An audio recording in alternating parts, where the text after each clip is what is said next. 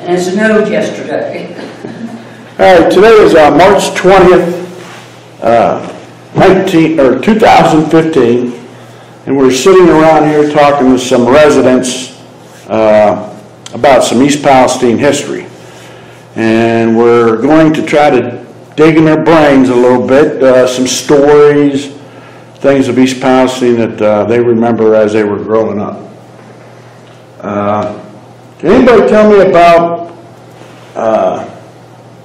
was it rough growing up in the 20s and 30s?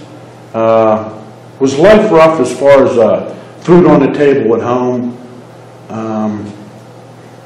Or did you have, because 1929 was the Depression year, right? That's when the stock market crashed. Was it? Did anybody feel like it was a rough time to grow up back then? The way I heard it, it wasn't because you were poor and everybody else was. Huh. But everyone got along. I mean, you had food on the table. You weren't starving. If you stood in line to get the beans, they used to have. There was a line downtown where you could stand in line? Yep. Where'd that come out of? Where was it? I imagine it was the federal government. I don't know. Was the line big? Yeah, there was quite a few people in line at times. I don't remember that. They'd give you a bag of beans or a bag of rice or a pound of butter. We used to have community gardens too. Yeah, community gardens. The Victory Garden. Is that Victory Garden? Yeah.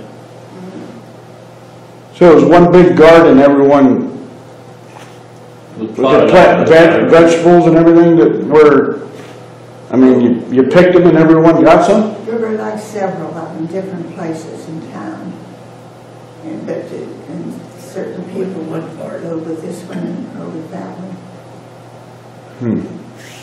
There were a lot of men working for the WPA too, which was a welfare thing. They built roads. They built roads, they built the East Palestine Park, the way I understand. Swimming pool of it. Post office. And when you say East Palestine Park, do you guys remember a lot about the EP fairgrounds over there? Yes, they used to have what they call the freak World War. And once a year, they would have, over at the park, people would go and sit in the grandstands, and they would have like a battle, and they would have real sound as they portrayed the war. Oh, what year would that have been?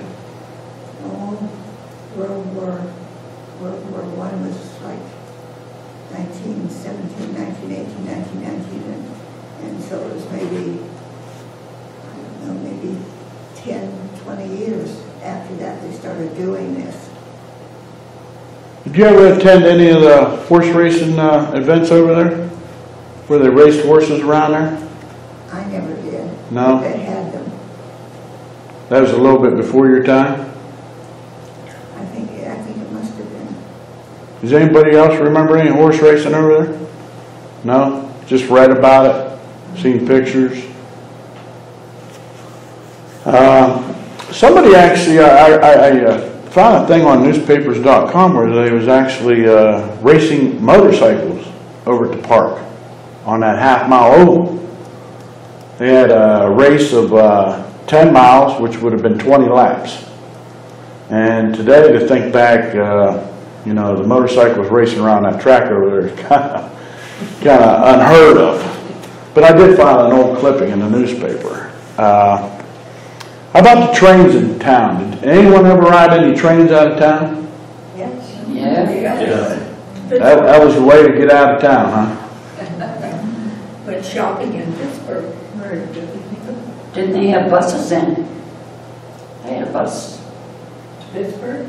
Well, they had Greyhound stop down at Mansell's restaurant. With big kids, it was better on the train. How much did it cost you for a train ride to Pittsburgh? I couldn't tell you for sure. 10, 15, 20 cents? Wasn't too much, was it? No, I don't. I don't remember. I really don't remember what we paid. Was it a long trip? How long, did it take you a long time to get there? The Hour? milk runs, they stopped at every little town. Yeah, there's been every little time. 4-hour ride for 20 miles. They'd holler, Swiftly, hey, Swiftly. Julia, you got anything you want to tell us about East Palestine? Because I know you're associated with the Historical Society, right? Yes. You got anything you remember about town as growing up?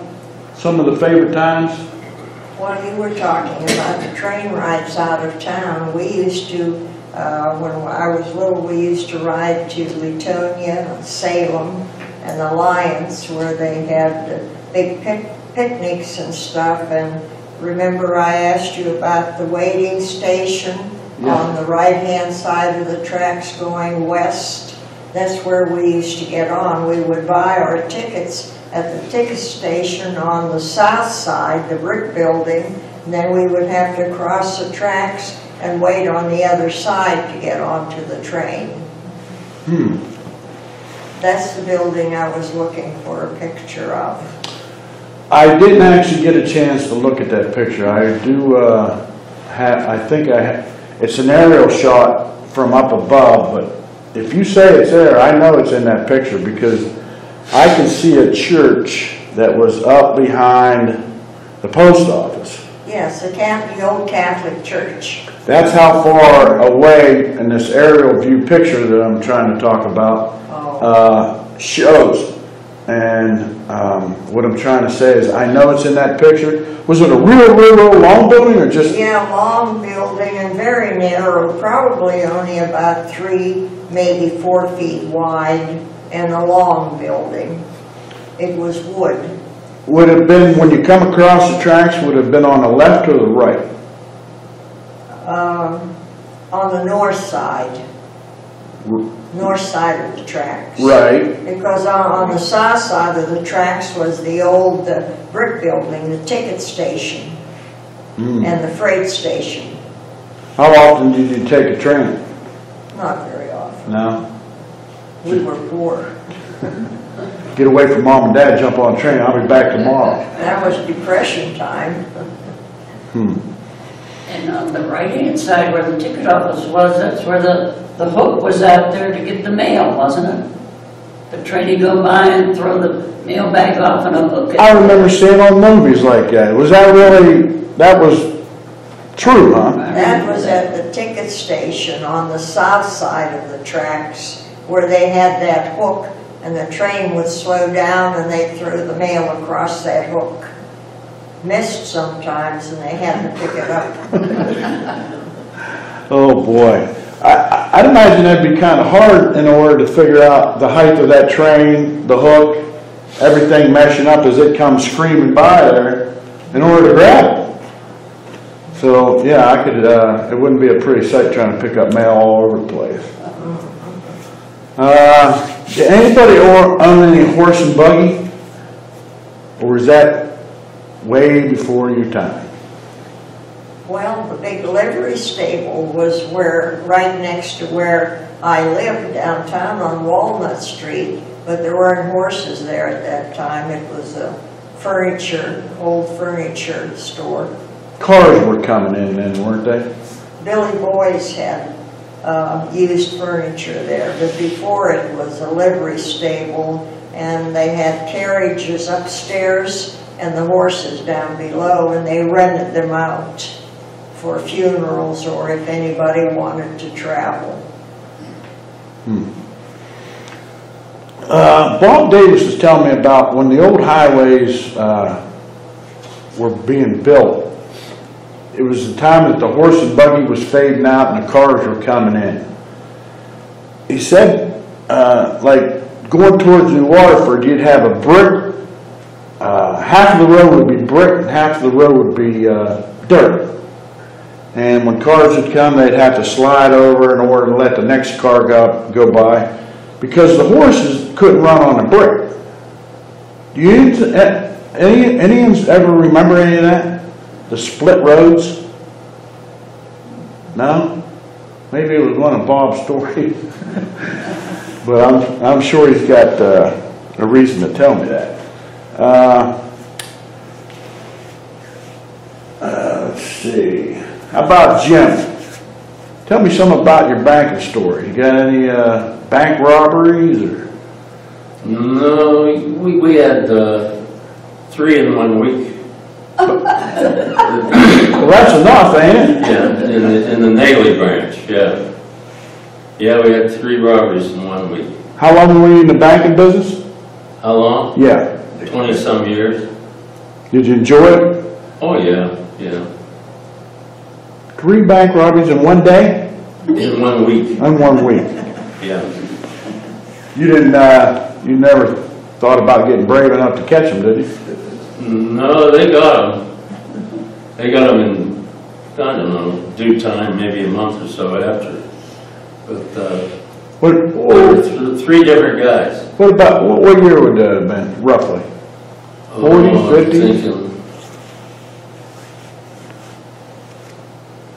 I don't know, 57 or 58 maybe. I don't really know. Don't remember when it was. How about some, we have any stories about Hucks? Oh, yeah. She don't know nothing about Hucks, does she? You mean because it was over the creek and the big rats had come up? Did you ever see a big rat?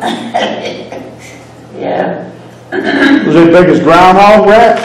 Louis would put poison down the basement to kill them, and one climbed up the pipes and he was not dead yet, and he was walking on the aisle behind where I was working, and I ran out front and got Foxy Rambo to come in. And he got a poker. We had a wood stove in the back of the store, and he got a poker back there and beat the rat with it. So Hucks, it had, what, sodas and, did it have ice cream? Oh, yeah. Lunch meat, cheese. Kind of like an Isley's type of? Who do you think had more service, Isley's or Hucks? Oh, we did, Isley's. Isley's? Oh, we got a battle here, huh? Isley's, when I grew up in East Liverpool, it's still down there. Yeah. It's not doing as good as it used to, or, you know, really not much is doing as good as it used to, but every time I wanted an ice cream, I was about 7 or 8 years old. That's the first place I was heading to, was Isley. That would be an independent store then. There isn't too many around anymore, is there? I don't know of any anymore. Why do they advertise Isley's Chip Chop Ham? Yeah, they still advertise that. And dill pickles. Yeah. Oh, yeah, the big little pickles. And rainbow ice cream. Back to Hucks for a second. What happened there? Did the man pass away that owned it, or it just kind of faded out and went out of business? I don't You know don't know? what happened. Don't remember because that. I left in '49 and went to Adams and Company. It was still there when you left? Didn't Louis pass away and they sold it to Tech Dairy for a while and then they closed up? I didn't know what happened. I didn't remember. I know Louis died. Yeah.